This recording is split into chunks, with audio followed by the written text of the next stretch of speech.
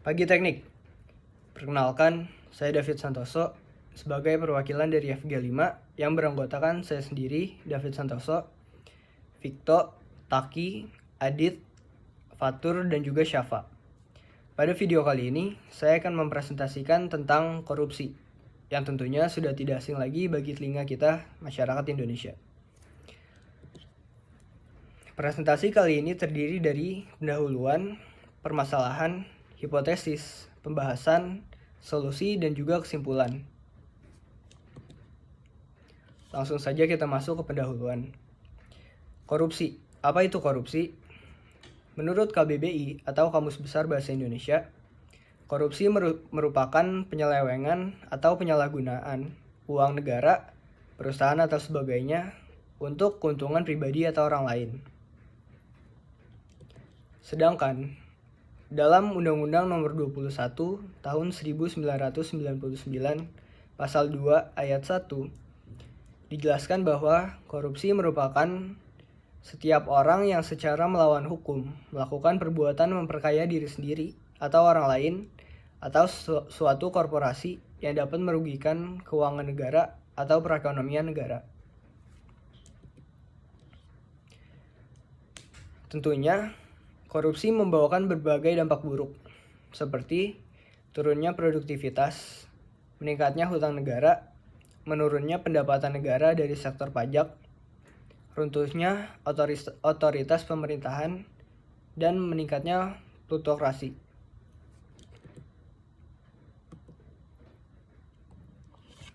Maraknya korupsi di Indonesia.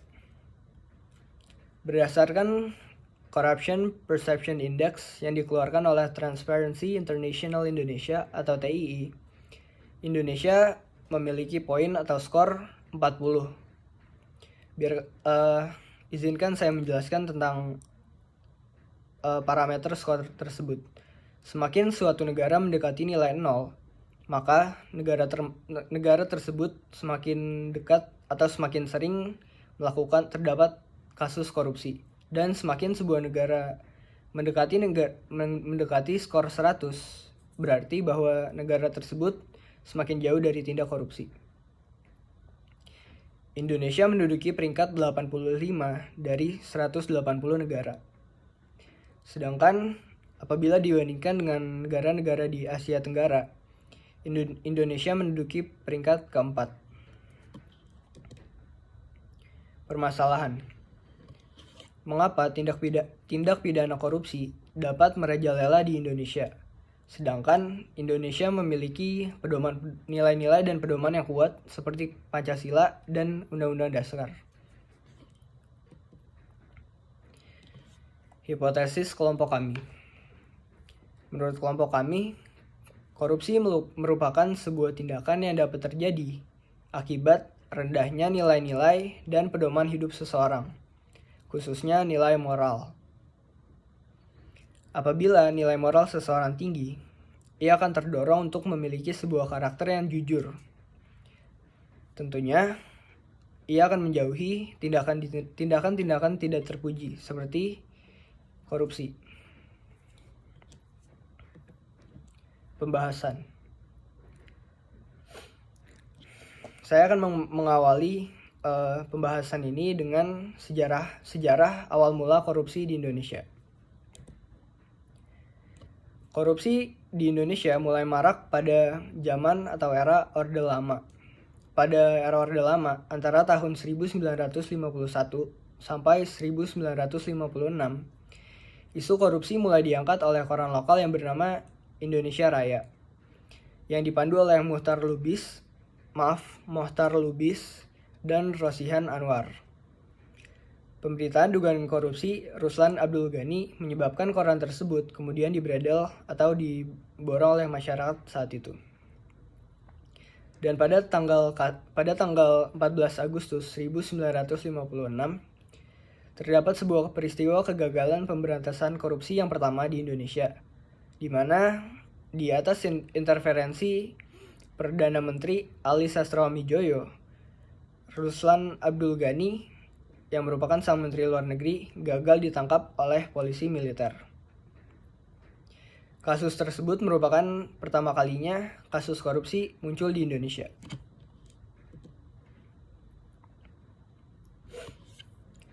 Kemudian, nasionalisasi perusahaan-perusahaan Belanda dan perusahaan asing di Indonesia pada tahun 1958 dipandang oleh masyarakat sebagai titik awal berkembangnya korupsi di Indonesia.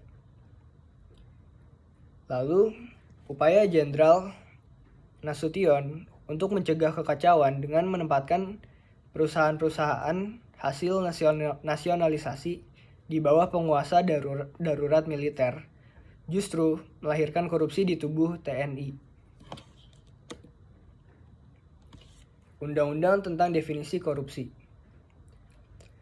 Dalam Undang-Undang Nomor 31 pada tahun 1999 yang telah diubah dengan Undang-Undang Nomor 20 tahun 2001 tentang pemberantasan tindak pidana korupsi dikelompokkan menjadi 7 bentuk korupsi.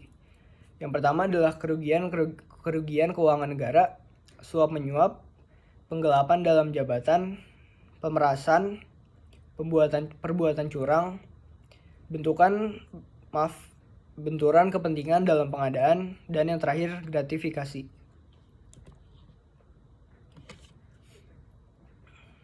Lalu, tindak pidana yang berkaitan dengan korupsi. Terdapat jenis tindak pidana yang berkaitan dengan tindak pidana korupsi. Terdapat 6 yang akan saya bahas, yaitu merintangi proses pemeriksaan perkara korupsi, tidak memberi keterangan atau memberi keterangan yang tidak benar, bank yang tidak memberikan keterangan rekening tersangka, saksi atau ahli yang tidak memberikan keterangan atau memberi keterangan palsu, orang yang memegang rahasia jabatan tidak memberikan keterangan atau memberikan keterangan palsu, dan yang terakhir, saksi yang membuka identitas pelapor. Kemudian, tindak pidana korupsi tidak hanya merugikan keuangan negara, tetapi juga merupakan pelanggaran terhadap hak-hak sosial dan ekonomi masyarakat secara luas. Tujuan Undang-Undang Tipikor untuk lebih menjamin kepastian hukum, menghindari keragaman penafsiran hukum, dan memberikan perlindungan terhadap hak-hak sosial dan ekonomi masyarakat, serta perlakuan adil dalam memberantas tindak pidana korupsi. Saya akan menjelaskan tentang Undang-Undang Tipikor. Pada pasal 2 ayat 1 Undang-Undang Tipikor, koruptor mendapat hukuman dipidana penjara dengan penjara seumur hidup atau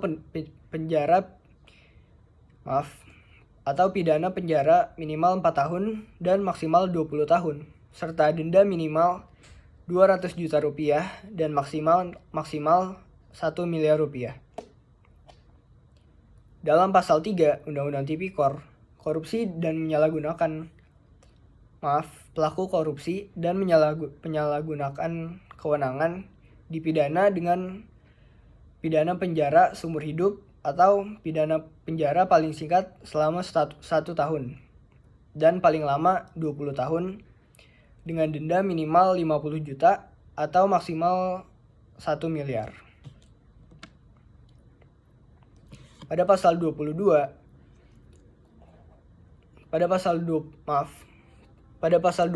Undang-Undang Tipikor, pelaku akan dipidana dengan pidana penjara paling singkat 3 tahun dan paling lama 12 tahun atau denda minimal 150 juta dan maksimal 600 juta rupiah.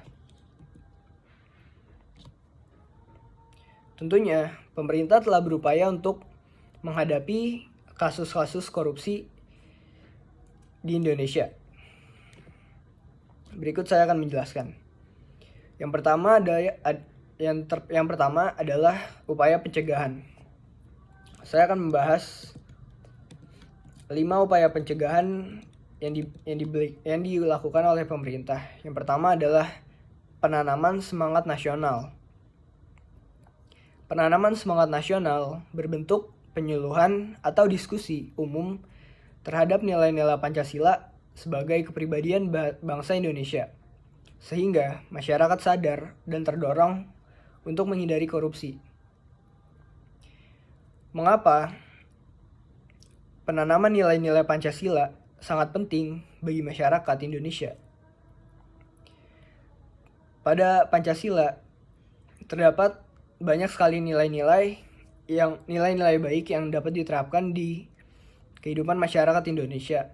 Yang apabila masyarakat sadar dan melakukan nilai-nilai tersebut, masyarakat akan tentunya terdorong untuk memiliki karakter dan kehidupan yang baik, yang tentunya akan terhindar jauh dari tindakan pidana korupsi. Yang kedua, melakukan penerimaan pegawai secara jujur dan terbuka. Dilakukan melalui penerimaan aparatur negara secara jujur dan terbuka, sehingga menunjukkan usaha pemerintah yang serius untuk memberantas tindak pidana korupsi yang berkaitan dengan suap menyuap dalam penerimaan pegawai. Apabila hal tersebut dapat dengan lancar dilakukan, maka rasa kepercayaan masyarakat terhadap pemerintah akan meningkat, dan dengan berlakunya hal tersebut, maka pemerintahan dapat berjalan dengan lebih lancar dan masyarakat dapat lebih terlibat dalam sistem pemerintahan. Yang apabila masyarakat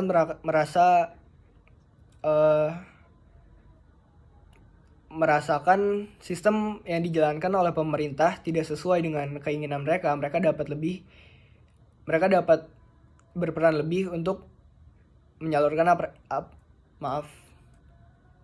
aspirasi mereka. Lalu yang ketiga, himbauan kepada masyarakat. Himbauan biasanya dilakukan oleh pemerintah melalui kegiatan-kegiatan penyuluhan di lingkup masyarakat kecil dan menekankan bahaya laten adanya korupsi di negara Indonesia.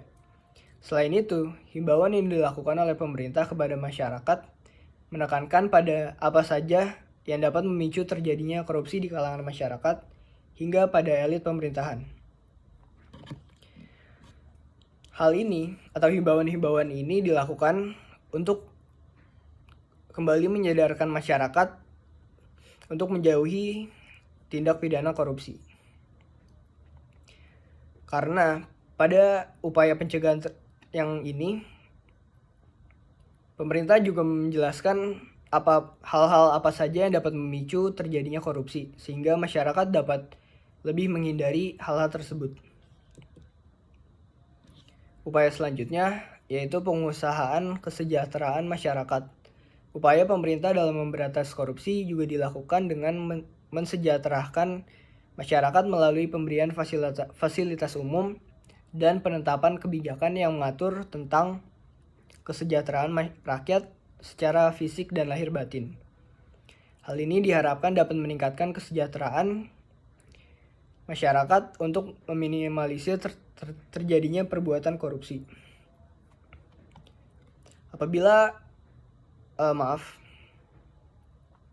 Salah satu faktor untuk melakukan tindak korupsi adalah dari ekonomi. Apabila masyarakat memiliki kekurangan dalam aspek ekonomi yang sehingga mereka tidak dapat mencukupi kebutuhan mereka akan terdorong untuk melakukan tindak pidana korupsi. Dan apabila mereka mendapat peningkatan kesejahteraan dari masyarakat, maka mereka akan otomatis memiliki kemungkinan yang lebih sedikit untuk melakukan tindak pidana korupsi. Yang kelima, pencatatan ulang aset. Pemerintah menetapkan sesuatu kebijakan kepada masyarakat untuk melaporkan aset yang dimiliki, sehingga bentuk upaya pencegahan tindakan korupsi dapat terjadi di masyarakat. Lalu, pemerintah juga melakukan upaya penindakan kepada para koruptor yang telah melakukan tindak pidana korupsi. Untuk melakukan penindakan tersebut, pemerintah dibantu oleh sebuah lembaga yang bernama KPK atau Komisi Pemberantasan Korupsi. Penindakan dimaksudkan agar memberikan efek jera kepada para koruptor dan secara tidak langsung memberi shock terapi pada orang-orang yang berniat untuk melakukan tindak pidana korupsi, baik itu dalam pemerintahan maupun di dalam kehidupan sehari-hari. Upaya edukasi. Proses pendidikan di Indonesia dilakukan dalam 3 jenis, yaitu pendidikan formal, informal, dan non-formal. Melalui edukasi, masyarakat diberi pendidikan anti korupsi sejak dini, agar masyarakat sadar akan bahaya korupsi bagi Indonesia. Selain itu, mahasiswa juga berperan dalam upaya edukasi. Peranan mahasiswa dalam pemberantasan korupsi harus dimaksimalkan sehingga dapat memberikan contoh yang baik bagi masyarakat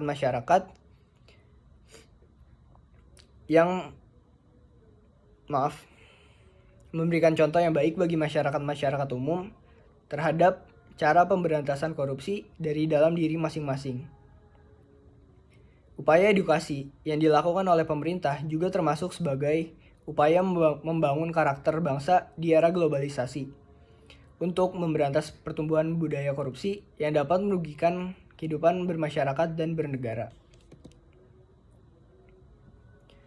Selanjutnya kita masuk ke pemanfaatan teknologi dalam memberantas korupsi. Teknologi informasi dapat memperbaiki akses masyarakat kepada kinerja pemerintah, sehingga masyarakat mempunyai peran untuk mengawasi dan mencegah terjadinya korupsi. Contoh penggunaan teknologi oleh pemerintah, saya mencantumkan 4. Yang pertama adalah layanan paspor online. Yang kedua adalah e-procurement.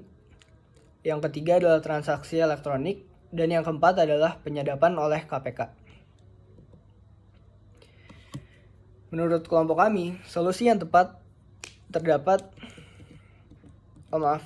Menurut kelompok kami, terdapat 3 solusi yang dapat dilaksanakan dengan efektif untuk memberantas atau mencegah korupsi di Indonesia.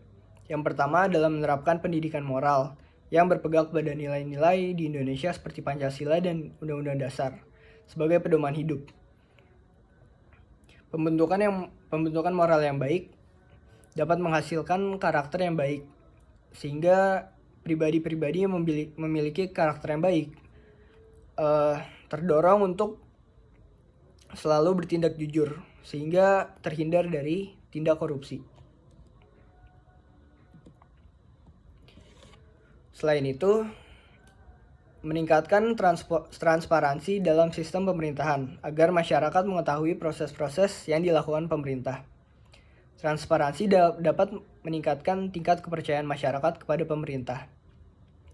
Selain itu, masyarakat juga dapat berperan lebih banyak dalam berjalannya pemerintahan.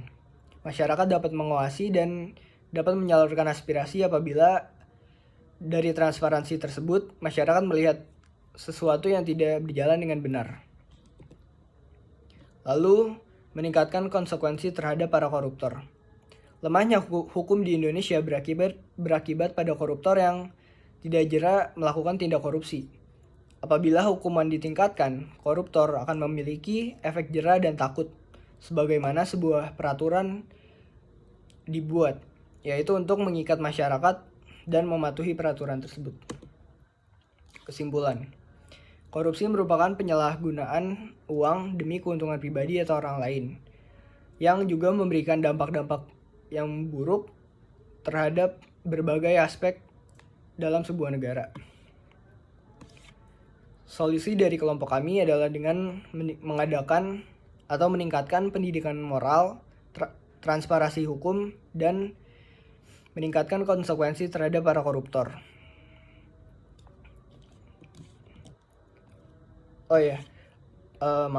Hipotesis yang kelompok kami buat terbukti benar.